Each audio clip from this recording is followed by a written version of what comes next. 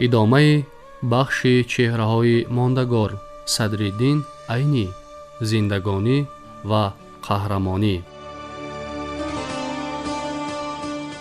بزرگترین رسالت مادر تاجیک از ازل تربیت فرزندان نابغه و خردمند، وطندوست و وطنپرست، با ننگ و ناموس، دلیر و شجاع، آزادیخواه و عدالتپرور و هنرمند و سازنده بوده است.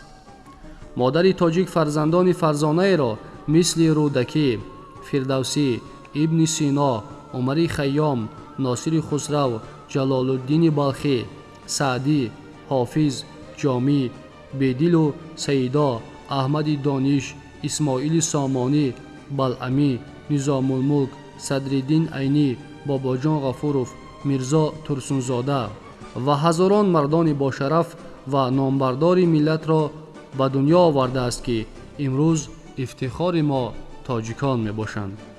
ما باید یک دلیل تاریخی را فراموش نسازیم که یگان ملت دیگر دنیا مثل تاجیکان با تعقیب و فشارهای نژاد پرستانه و بزرگمنشی‌های ملی گرفتار نگردیده و از حوادث ملتکش تاریخ رنج نکشیده است. حتی در گذشته نه چندان دور، هنگام تأسیس جمهوری خودمختار تاجیکستان، دایره‌های ملتگرا کوشش‌های زیاد به خرج دادند که اصالت فرهنگی و هستی تاریخی ملت تاجیک را انکار نمایند. در چنین دوران حساس و تقدیرساز، یک گروه زیایان وطنپرست با راهبری استاد عینی، لاهوتی، شیرینشاه شاه تیمور، نصرت الله مخزوم و عبدالقادر محی‌الدینов در صحنه پیکار مقدس ملی مبارزه‌های جسورانه بردند.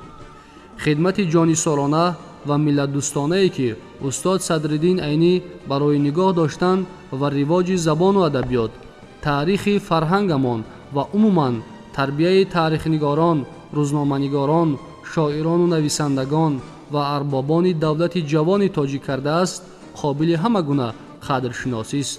بنابراین پیشنهاد میکنم که اولین مکتب عالی معارف کشور، یعنی دانشگاه دولتی آموزگاری تاجیکستان، به نام استاد صدرالدین عینی نامگذاری شود. در لحظه‌های سرنوشت‌ساز وطن، زیایان باید موقع سیاسی استوار را اشغال نمایند، از کلوندگی و بی‌طرفی حذر کنند و افاده‌گری آرمان‌های ملت خویش باشند. در این مورد به یاد آوردن سخن ملتساز استاد عینی، نمونه ادبیات تاجیک، کافی است که مثال برجسته تأثیر رساندن ادبیات بر روندهای سیاسی و اجتماعی زمان می باشد. فراموش نباید کرد که زمان شوروی یک دوره تام تاریخ خلق ماست و صرف نظر از همه شیب و فرازها، نادیده گرفتن آن دستاوردها که در آن دوره نسبت به خلق تاجیک شدند غلط محض است. همین را یادآور شدن کافی است که زمینه دولتداری ملی تاجیکان بعد از 1000 سال محض در همان دوره تشکل یافته بود. اگر به تاریخ نظر افکنیم، پس خواهیم دید که آن دوره چیسان پرفاجعه بوده است و مخالفین با وجود آمدن دولت ملی تاجیکان چقدر فشارها آوردند. محض در همین دوره جنبش ملی به میان آمد که با نام صدرالدین عینی و دیگر فرزندان ملت دوست تاجیک علاقمند است که آن را می توان حرکت شعبیه دوران شوروی نامید. من بعد بیرق برداران این جنبش باباجان غفورov، میرزا ترسونزاده، ساتیم اولوغزاده، علاوالدین بهاوالدینov، عبدالغنی میرزایف و دیگران شدند که بر روند خودشناسی ملی تکان نو بخشیدند.